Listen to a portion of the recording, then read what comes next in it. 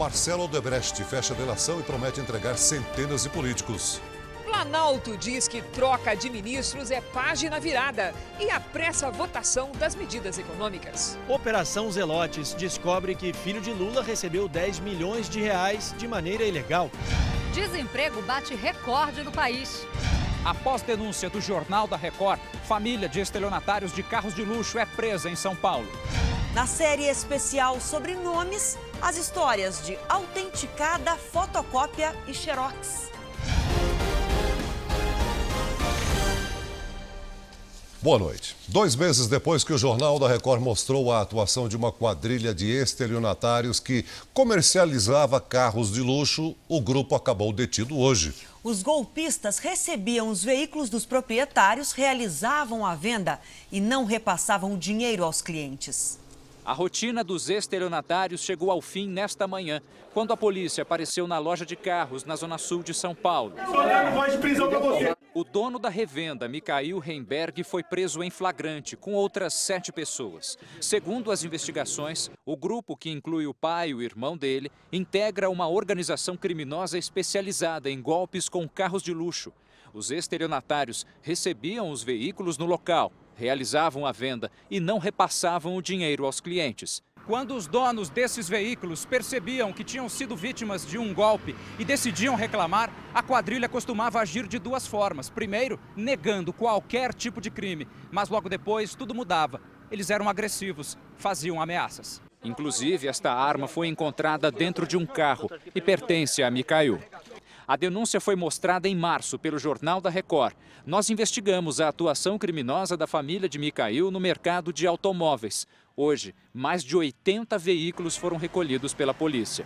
Esses carros praticamente tomaram toda a Avenida Indianópolis, aqui na zona sul de São Paulo. São levados pelos policiais num comboio. Algemado ao lado do pai, o chefe da quadrilha, como sempre, desconversou. Micael, acusado de estelionato? Vai ficar no prejuízo. Nenhum. Em 7 anos de atuação, 100 vítimas foram identificadas. Um prejuízo estimado em 10 milhões de reais. Samuel veio à delegacia atrás do carro, que estava na loja, mas não o encontrou. Se já que eles mudam o nome da loja a cada 6 meses, eles não vão ficar 5 dias na cadeia. Eles vão voltar e vão fazer a mesma coisa. É muito bem feito, o circo é armado, sabe? É muito bem feito. A polícia do Rio de Janeiro já identificou o 7º agressor da jovem de 16 anos, vítima de um estupro coletivo na semana passada. A adolescente vem recebendo ameaças e está sob proteção policial. E, se necessário, pode até mudar de nome. Em novo depoimento, a vítima identificou mais 2 agressores e detalhou a participação desses homens no abuso. A jovem descreveu um deles como de cor branca, baixo e meio gordinho. O nome ainda é mantido em sigilo, mas a polícia diz que ele tem 10 anotações criminais. 4 suspeitos continuam foragidos: Marcelo Miranda Correia e Michel Brasil da Silva, porque divulgaram as imagens. Rafael Assis Duarte Belo, que aparece em uma foto fazendo selfie com a jovem desacordada na cama. E Sérgio Luiz da Silva Júnior, apontado como chefe do tráfico no Morro do Barão. Raide Souza e o jogador de futebol Lucas Perdomo, presos ontem, devem ser transferidos para o complexo penitenciário de Jericinó, na zona oeste do Rio. A jovem de 16 anos está assustada com as ameaças que vem recebendo até de outros estados. A vítima e a família já estão sob proteção policial. Se for necessário, além de mudar de endereço, a adolescente pode ganhar um novo nome. Essa garota tem tudo para recomeçar uma nova vida. Com absoluta certeza, ela não vai ter recomeço se ficar aqui. A repercussão do caso de estupro coletivo no Rio pode provocar uma mudança na legislação brasileira. O ministro da Justiça anunciou hoje a criação de um núcleo federal de proteção à mulher. Mas vamos estabelecer um protocolo único de atendimento à vítima mulher, de encaminhamento à assistência social, a psicólogos, quando houver necessidade, aos médicos, para que seja nacional isso e nós possamos trabalhar melhor a questão do atendimento à vítima. Em São Paulo, a polícia investiga um caso de estupro de uma aluna da Escola de Comunicações e Artes da USP durante os Jogos Universitários. O crime teria acontecido em Sorocaba, interior do estado, durante os Jogos de Comunicações e Artes, que reúnem alunos de 8 faculdades paulistas. Em comunicado, o Centro Esportivo da USP informou que na última sexta-feira, durante uma festa, no alojamento usado pela faculdade, uma aluna foi atacada por um estudante da Faculdade de Física da USP. Ele foi identificado como Ezequias Cars e foi expulso do alojamento. A vítima fez um boletim de ocorrência e exame de corpo de delito. Estava simplesmente com os meus amigos numa roda e, de repente, eu senti alguém chegando por trás de mim e me tocando. Eu assustei, empurrei com a mão e saí correndo. Estava chocada, sem saber o que fazer. E eu fugi, fiquei num canto, deu mais ou menos uns 15 minutos. Ele chegou de novo e fez a mesma coisa. E eu não quero dar detalhes do que foi que ele fez. Claro. Mas ele me machucou. Ele machucou você? Sim. E eu saí imediatamente procurando alguém da organização da festa. As pessoas foram atrás dele. Eu identifiquei ele e o segurança expulsou ele. Ele chegou a consumar o ato? Ele consumou o ato. Ele consumou o estupro. Eu tenho muito medo dele alegar que foi algo consensual, dele dizer que eu tô mentindo. Eu tenho muito medo mesmo dele sair impune, porque eu sei que tem essa possibilidade. O suspeito não foi localizado, mas, segundo o Centro Esportivo, ele já teria cometido outros abusos em abril, numa festa da Escola de Artes Dramáticas em São Paulo. A USP informou que aguarda a apresentação de uma queixa formal para abrir sindicância sobre o ocorrido. E o Senado aprovou o projeto que aumenta em até 2/3 a pena para estupro coletivo. Pela proposta, a divulgação de um caso de estupro na internet também passa a ser crime, com pena de 2 a 5 anos. Atualmente, o Estatuto da Criança e do Adolescente criminaliza apenas a divulgação de cenas de pornografia ou sexo explícito com crianças. O texto segue para a Câmara dos Deputados.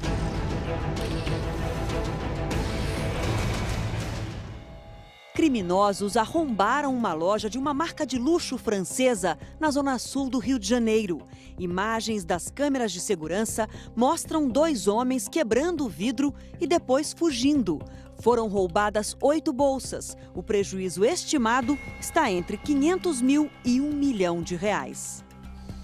O desemprego aumenta pelo 17º mês seguido e atinge mais de 11 milhões de brasileiros. O número de desempregados neste trimestre é 42% maior do que no mesmo período do ano passado.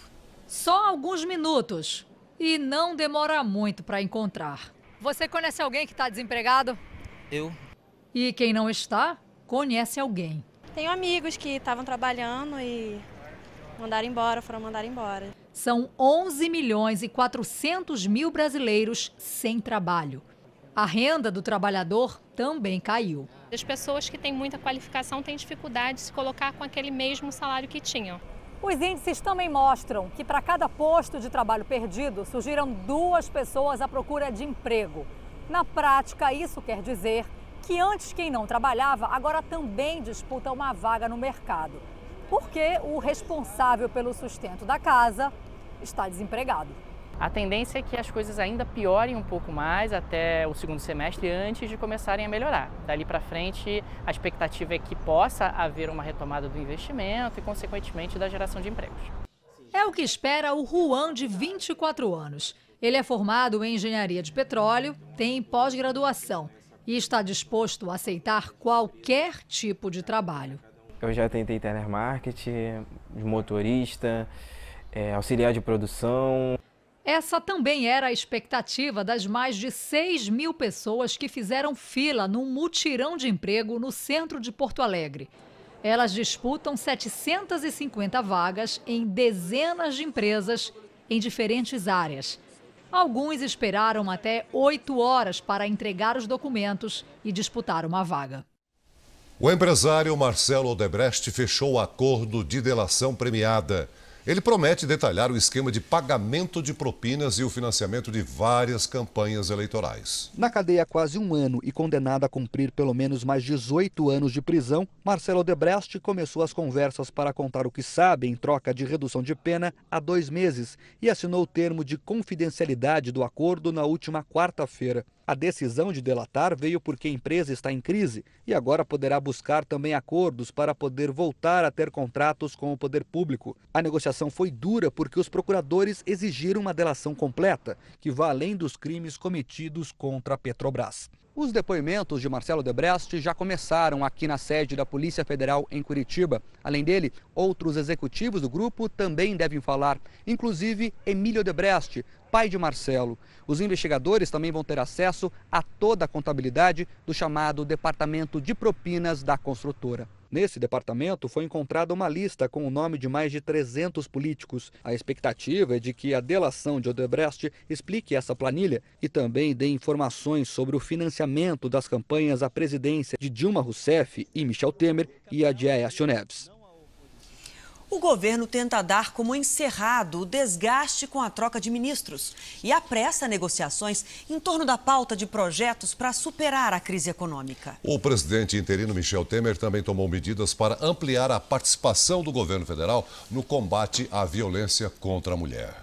Michel Temer foi pessoalmente à reunião com os secretários de Segurança Pública estaduais, convocados pelo ministro da Justiça. Com o gesto, o presidente interino tenta sinalizar que o governo federal está atento e vai agir no combate à violência contra a mulher. Devemos trabalhar em conjunto para, se não eliminar, pelo menos minorar este mal que afeta enormemente a nossa sociedade. O ministro Gedel, principal articulador político do Planalto, diz que o governo não teme o eventual impacto da delação premiada de Marcelo Odebrecht. A versão de que o empresário cita centenas de nomes do PT, PMDB, PSDB e PP espalha nervosismo em Brasília. Deixa ver o que é que vem, se vem, como vem. Se ministros efetivamente cometerem alguma coisa de ilícito, de equívoco, o presidente disse na primeira reunião, deixa o governo e a vida continua, vai entrar outro no lugar e tocar o governo, ninguém é substituível. O presidente interino corre para virar a página do desgaste político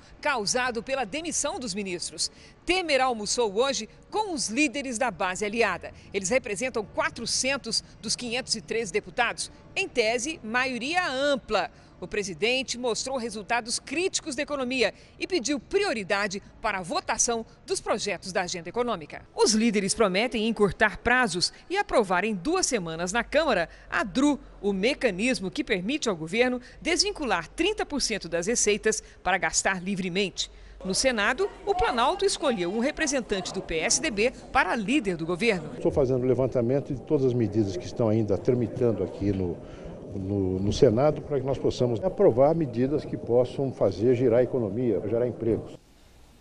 O relator do Conselho de Ética da Câmara entrega o voto que sugere a cassação do deputado Eduardo Cunha. Mas os aliados do presidente afastado da Câmara ainda tentam manobras para evitar que ele perca o mandato. Ao receber o relatório, o presidente do Conselho de Ética foi surpreendido por 5 representações contra ele, como suposta compra de votos. É óbvio que a intenção do meu afastamento é evitar que eu dirija os trabalhos e que eu vote em caso de empate. Apesar de não ter adiantado o voto, o relator do processo sinaliza que vai pedir a cassação de Cunha por ter mentido na CPI da Petrobras ao negar contas no exterior. Sendo caracterizado isso e sendo demonstrado isso no parecer, acho que o Conselho terá a oportunidade de dar um voto seguro, consciente e com vistas ao interesse do Parlamento e do Brasil. Mas as acusações de que Cunha teria recebido propina vão ficar fora do relatório. É uma determinação do atual presidente da Câmara, Valdir Maranhão. No Conselho de Ética se trabalha com provas estabelecidas. E o que existe de prova hoje é o depoimento do deputado Eduardo Cunha frente à CPI da Petrobras e o fato de que, efetivamente, ele possui vinculações com trust na Suíça. Hoje, em nova manobra para salvar Eduardo Cunha, Valdir Maranhão assinou um ofício que altera as regras do processo de quebra de decoro. Ele aposta que o Conselho de Ética não vai aprovar a cassação e quer garantir que essa decisão não seja mudada aqui em plenário.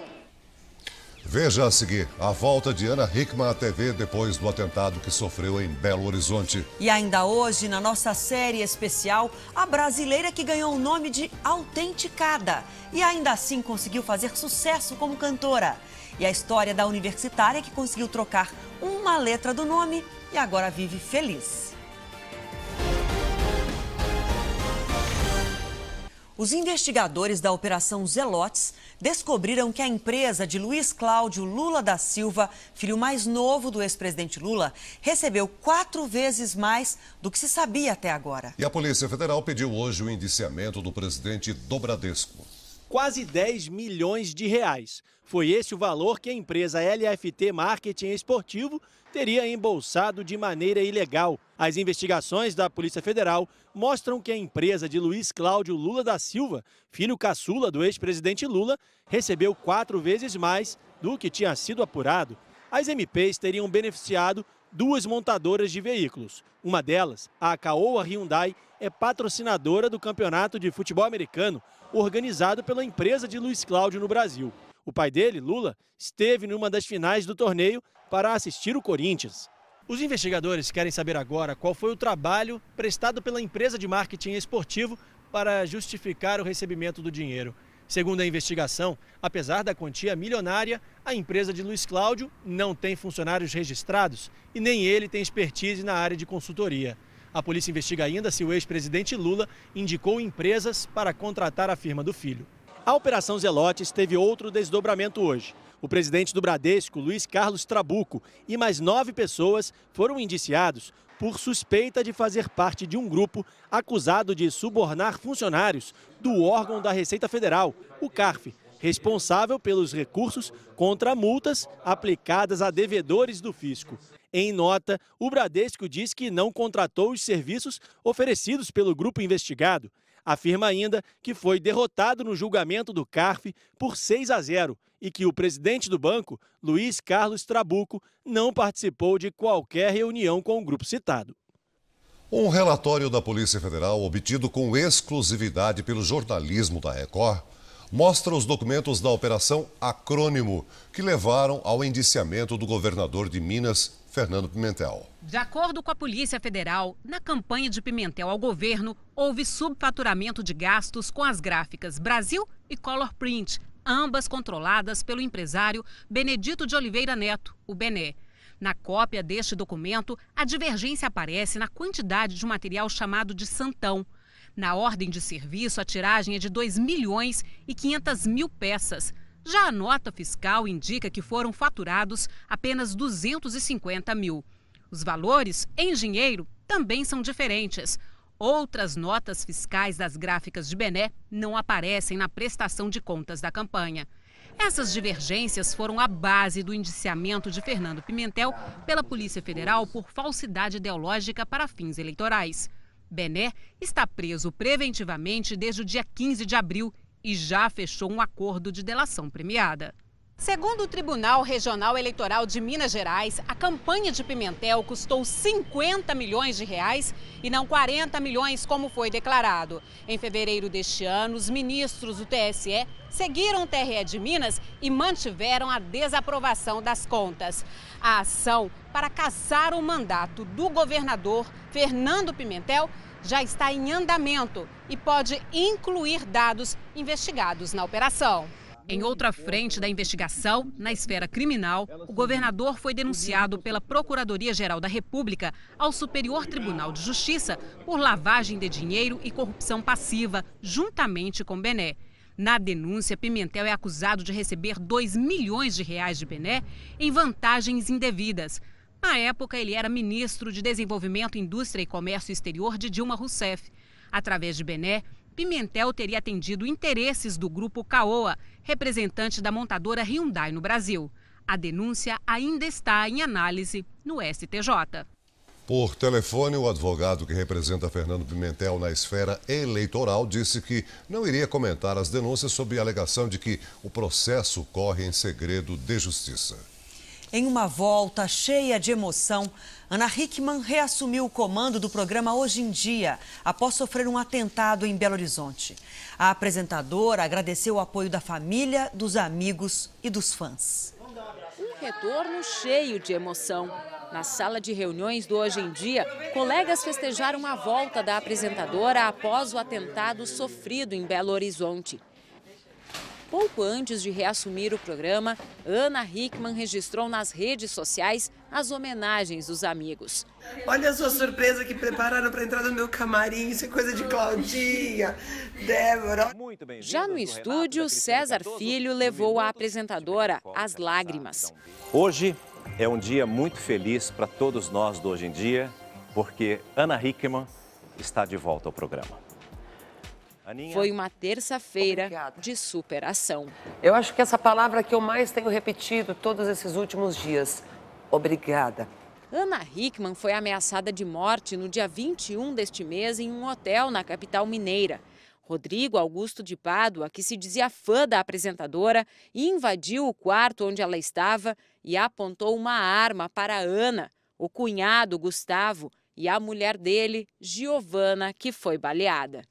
Gustavo, então, lutou com Rodrigo, que acabou morto a tiros. Giovana se recupera no hospital. Ana Hickman ficou longe do programa por 10 dias. Neste tempo, recebeu o carinho e o apoio da família, de amigos, de fãs. Mensagens, flores, abraços que deram à apresentadora força para voltar aos estúdios. Ana, como foi o retorno, então, com todo esse apoio?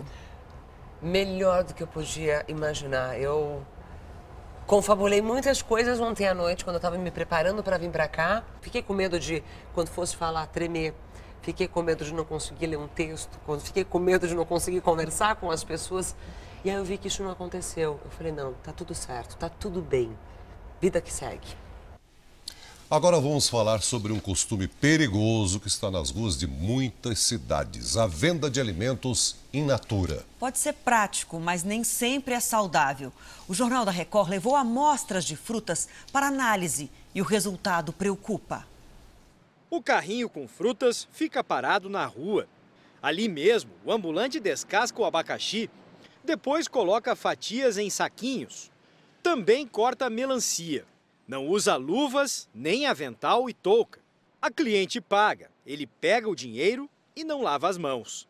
Para quem anda sempre com pressa, no meio do caminho até vira uma solução prática. Mas se a ideia é consumir um tipo de produto sempre recomendado por fazer bem à saúde, o problema é o que pode acontecer com a falta de higiene no preparo dessas frutas. Nossa equipe comprou em algumas bancas melancia e abacaxi já cortados e também sucos. Os produtos foram levados para o biomédico Roberto Figueiredo, o doutor Bactéria.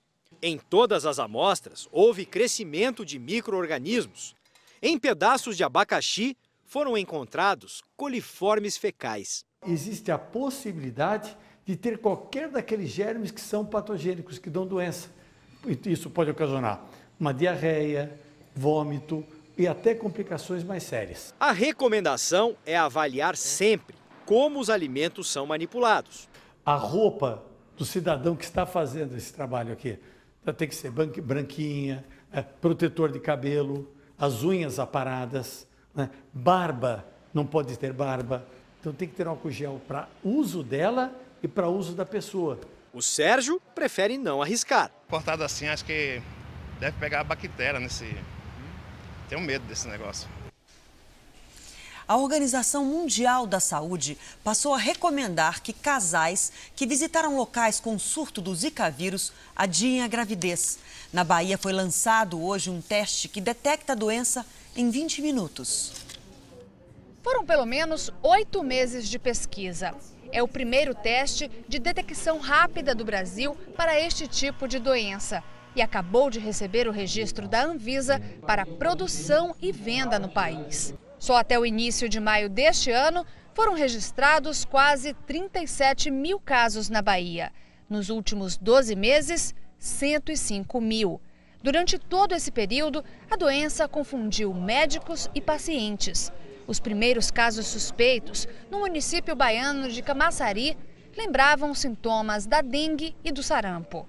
Outras doenças associadas ao Zika vírus passaram a ser diagnosticadas, como a síndrome de Guillain-Barré e a microcefalia. Até hoje, os pacientes com suspeita de infecção pelo Zika vírus só ficam sabendo do resultado do diagnóstico em até 3 semanas após os testes de laboratório. Agora, esse tempo foi reduzido para apenas 20 minutos. Esse teste será oferecido ao Sistema Único de Saúde de todo o país, em todos os estados, e a partir de então distribuído aos postos de saúde, às UPAs e aos hospitais e laboratórios de referência. Uma mulher tenta se pendurar numa placa de estrada e dá um trabalhão para os policiais. Foi na rodovia Anchieta, no ABC Paulista. Jane Dalva Souza, de 43 anos, subiu na mureta de um viaduto, mas escorregou e ficou pendurada pela manga da blusa na placa de indicação de municípios. Os policiais militares aproveitaram uma carreta para alcançar a mulher, que foi resgatada sem ferimentos. O incidente foi na semana passada e as imagens divulgadas agora pela polícia. Maio termina com chuva acima da média e junho também será chuvoso no centro-sul do país. Na primeira quinzena, vai chover mais do que o normal, na área em azul do mapa. Além da chuva, as ondas de frio serão mais intensas, com até 4 graus abaixo da média entre Rio Grande do Sul e oeste de Mato Grosso. Amanhã chove forte entre Mato Grosso do Sul, Paraná e sul de Minas. Faz sol na região sul e entre Minas Gerais e o Pará. Pode gear na Serra Gaúcha. Em São José dos Ausentes, mínima de 2 graus. São Paulo teve o mês de maio mais chuvoso dos últimos 10 anos. Amanhã também chove e faz 21. Em São Luís, 32 graus. Em Manaus, 33. No Recife, pode voltar a chover forte à noite e faz 27 graus. Você vai ver a seguir: a Vale adulterou dados sobre o volume de lama na barragem do Fundão depois do desastre em Mariana. E também na série especial, Oceano Atlântico. Criatividade ou exagero? Os nomes pra lá de diferentes que brasileiros dão aos filhos. Saiba como mudar o registro quando o nome incomoda. A crise na Venezuela. A Organização dos Estados Americanos convocou uma sessão urgente para discutir a situação no país. A decisão sem precedentes foi tomada sob o argumento de que o governo atual desrespeita os princípios democráticos da Constituição. Se os países integrantes concordarem, a Venezuela pode ser suspensa da organização. O presidente Nicolás Maduro não gostou da iniciativa e convocou uma rebelião nacional.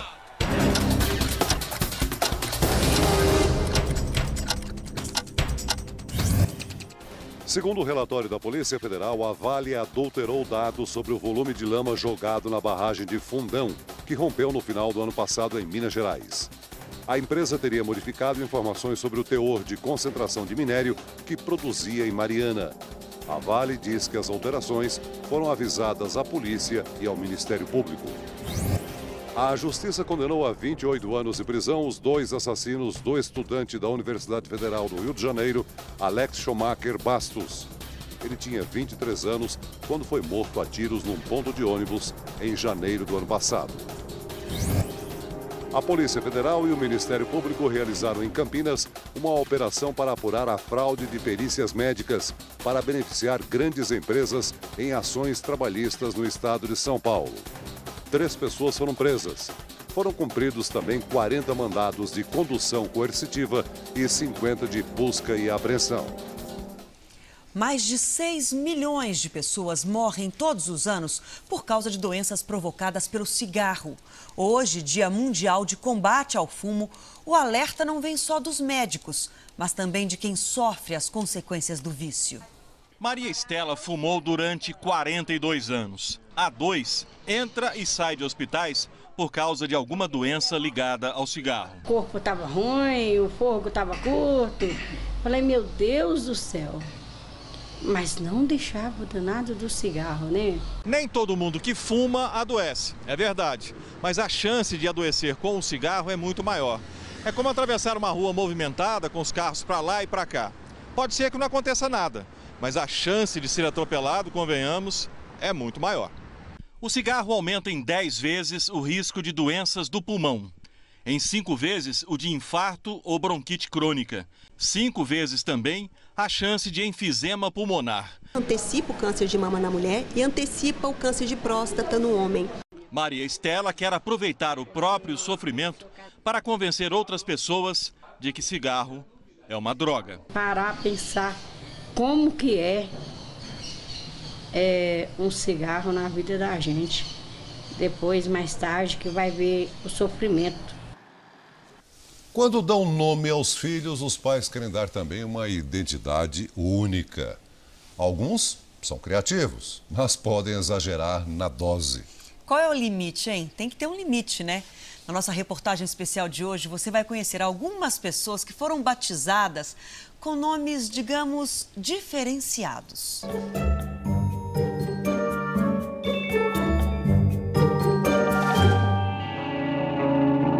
É mais do que patrimônio. Por toda a vida, a identidade de cada um de nós. Irisângela Martins Iraci Gomes Martins, Leonel Oliveira Daniel Blanco. Medeiros, Damiana Silva, Araúziane Cristina do Nascimento. O nome pode ser a cara do dono ou nem tanto. Quando são tradicionais, passam despercebidos. Mas no Brasil, nem sempre é desse jeito. Somos um país campeão em nomes, digamos, diferentes. O meu é estranho. Laci foi batizado com um nome que pode soar feminino, mas até hoje ele tirou de letra. É esse mesmo, né? Se conforma porque já viu piores. Pastorina, o nome dela, Pastorina. Diferente, nem tanto. Eu conheci um rapaz que o nome dele era Roxinó do Amanhecer. Um professor chamado Marciano, todo mundo ficava zoando ele, falando que ele era de outro planeta, tudo. A lista de nomes exóticos é extensa. Jean-Claude Van Damme da Silva. Let's go daqui. Já imaginou como seria sua vida caso se chamasse Oceano Atlântico ou Difuntina de Souza? O que a pessoa vai pensar com o nome Difuntina? É um defunto. E um show com a cantora Autenticada. Embora não seja um nome artístico, ajudou na carreira. Na vida pessoal, nem tanto. Por exemplo, eu vou fazer um exame. Aí a mulher vai chamar Autenticada. A Autenticada ainda tem 2 irmãos com a mesma sina, fotocópia e xerox. Contar essa história eternamente, só que nem tudo na vida a gente tem aquela paciência toda, né? E eu também não vou ser intransigente, chegar, não interessa. Interessa a minha vida pra você, então fique na sua. Você já deve ter reparado. Toda vez que um repórter aparece aí na televisão da sua casa, logo surge o nome dele, aqui na parte de baixo do vídeo. É o crédito, ou GC, como nós chamamos por aqui. Fácil, fácil de ler. Fácil, quando se chama Catarina, Daísa, Adriana. Mas quando o nome é Cleisla, sempre tem um mal entendido. Cleisca Garcia? Ô, louco. Cleislan Garcia. E sempre tem um curioso querendo saber mais. É de outro país. O que será que estava pensando na hora que escreveu esse nome? Aí, só perguntando para o seu Bernardino, que como tantos outros pais brasileiros, saíram da maternidade com muita alegria e cheios de criatividade. Pai, de onde você tirou esse nome, pai? Conta pra nós. Qual o nome? O meu, né, pai? O seu nome, né? Eu fui juntando letras, falei, dá um bom nome. E eu nunca vi este nome. E você achou que ficou bonito? Ficou bonito e nunca arrependi. E para lidar com tanta criatividade, hoje muitos estão recorrendo a um direito previsto em lei, a troca de nomes. Desde 2007, a Defensoria Pública de São Paulo já recebeu quase 500 pedidos. Apesar da lei, a troca depende da interpretação dos juízes. Nós já tivemos casos aqui em que os juízes não aceitaram a troca desses nomes por considerar que eles não eram vexatórios e que se ele tivesse que trocar o nome dessas pessoas, teria que trocar o nome de 10% da população, né? Em quase 100% dos casos, a intenção é ter um nome comum.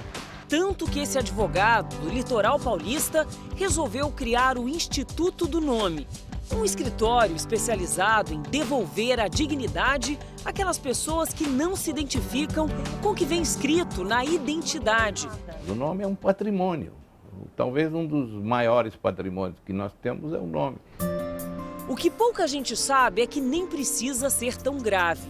Uma lei antiga de quase 80 anos garante o direito à troca de nomes de qualquer cidadão descontente, assim que chegar à maioridade. O pedido deve ser feito antes do interessado completar 19 anos. Só aqui foram quase 200 alterações. Pessoas que tinham um fantasma, viviam com um fantasma permanentemente e que se livraram desse peso enorme.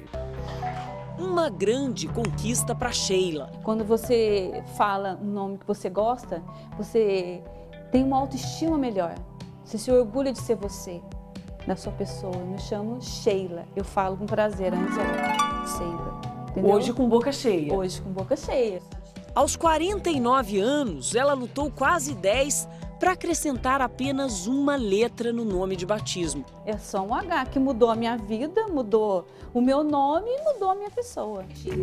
O nome era motivo de piadas e constrangimentos diários, com direito à trilha sonora. Do Guilherme Arantes, cheia de charme. E qual era a parte que você te incomodava tanto? Sei lá, sei lá. Vesti tudo naquele olhar. Com apenas um H, Sheila se sente outra pessoa. Pela primeira vez, dona do próprio nome. Longe de um fantasma que por quase 50 anos roubou sua identidade. Eu vou me formar e eu vou me cadastrar numa ONG e vou viajar pelo mundo ajudando as pessoas. Por isso eu faço psicologia e eu tenho isso em mente há muitos anos, entendeu? Mas agora eu vou pro meu nome, Sheila, entendeu? Entendi. Tá entendido. E agora vamos à última notícia do Jornal da Record de hoje, que é sobre a quebra de um recorde. Um diamante foi vendido por mais de 60 milhões de reais em Hong Kong. O Aurora Verde, como é chamado, tem mais de 5 quilates e é o maior diamante dessa cor no mundo. A joia atraiu 197 interessados de 19 países. O comprador pediu anonimato. O recorde anterior de venda de uma peça como essa era equivalente a 30 milhões de reais.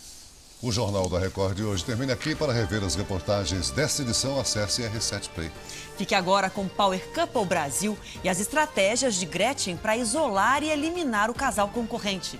A gente espera amanhã aqui no JR. Até lá. Boa noite, até amanhã.